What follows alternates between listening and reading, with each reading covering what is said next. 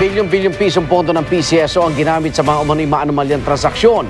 Yan ang isiniwalat kanina ni Bayan Muna Party List Representative Nery Colmenares. At isinasangkot ni Colmenares ang kapwa niya kongresista at dating Pangulong si Gloria Macapagal Arroyo sa umano'y irregularidad. Saksi si June Veneracion. Bukod sa mga lotto draw na pinipilahan ng libu-libong Pilipino, misyon din ng Philippine Charity Syndicates Office o PCSO ang magbigay tulong sa pila-pila ring mga kababayan nating nangangailangan. Sa pilang ito, nakilala ko si Sandro Tulot na nangangailangan ng pag-alalay para mabayaran ng 1 milyong pisong hospital bill ng kanyang ama na inoperahan sa utak. Baka sakali. Kasi baon na kami sa utang eh.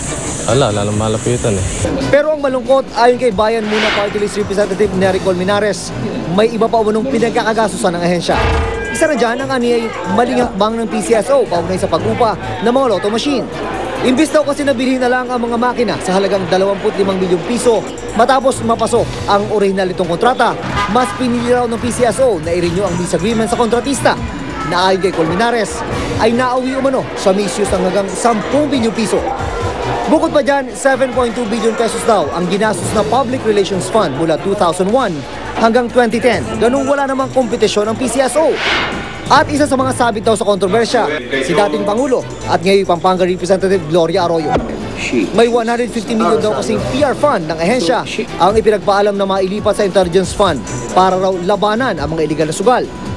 Gaya ng makikita sa sulat ni dating PCSO General Manager Rosario Oriarte kay Arroyo na may petsa June 4, 2010. Sa sulat, makikita raw ang marginal note umano na okay ng dating Pangulo. Technical malversation daw ito ay kay Colmenares. Kaya hiniling ni Colmenares na imbestigahan ito ng Kongreso. Bakit siya nag-okay? Saan napunta yung 150 million na yon? Lalo na this was during the election year, no? Just before the 2010 presidential elections. Na kay Congresswoman Arroyo na raw ang desisyon kung gusto ba niyang dumalo. Sinusubukan pa rin namin kunin ang parig ni Ginang Arroyo. Pero kung ang kasalukuyang pamunuan ng PCSO ang tatanungin, hindi raw may tatanggi na naging milking cow ang kanilang ahensya. Nung dumating kami rito, iniisa-isa namin yung mga kontratang nababalitaan namin na medyo disadvantageous sa PCSO ang terms, no? So, iniisa-isa namin. May mga nadidiscovery kami, may mga hanggang ngayon iniimbestigahan pa. June Veneracion ang inyong saksi. Sa showbiz saksi, posible raw bumisita sa Pilipinas ang Hollywood actor na si Brad Pitt. Para yan sa promotion ng drama film na The Tree of Life na si Brad mismo ang nag-produce. Ayon sa Philippine distributor ng pelikula, proud na proud ang aktor sa kanyang pinakabagong obra, lalo pat nanalo ito ng Palme d'Or for Best Picture sa Cannes Film Festival sa France. Sa Hunyo na ipalalabas sa Pilipinas ang Tree of Life na tungkol sa pinagmulan ng buhay at kung saan ito nagtatapos. He's excited and he wants more people to see the movie. And coming here to the Philippines, you know, it's gonna make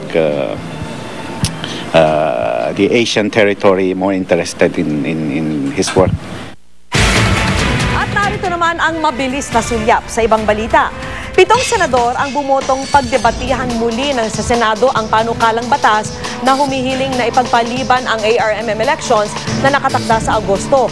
Kabilang sa mga bumoto na i-revive ang committee report ay si Senador Bongbong Marcos na tutol sa postponement ng eleksyon. Kumpiyansa naman ng Malacanang na mapapagtibay ang panukala na sinertify na urgent bill.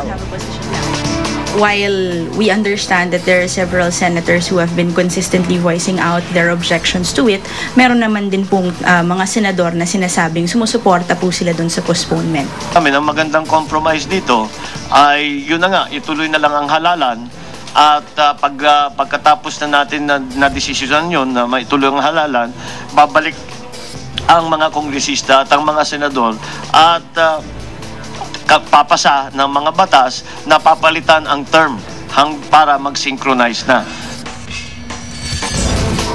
Uminit naman ang ulo ni Senador Miriam Defensor Santiago sa pagdinig ng Commission on Appointments. Pinalabas po niya sa hearing ang isang tutol sa appointment ni Foreign Affairs Secretary Albert Del Rosario na kinilalang si Joseph Wong. Hindi raw maintindihan ni Santiago ang Ingles ni Wong at wala raw siyang patunay na sabit umano si Del Rosario sa isang kaso ng syndicated estafa. Sa huli, kinumpirma rin ng CIA ang appointment ni Del Rosario, Agrarian Reform Secretary Virgilio de los Reyes at ilang ambassador. Kasi binabastos mo kami dito Papanta ka dito, hindi mo maliwanag kung anong kasalanan ng tao. Lahat kami nag-Amerikana at handang-handa na magtrabaho. Please, get this oppositor out of the premises. May I say one word? No.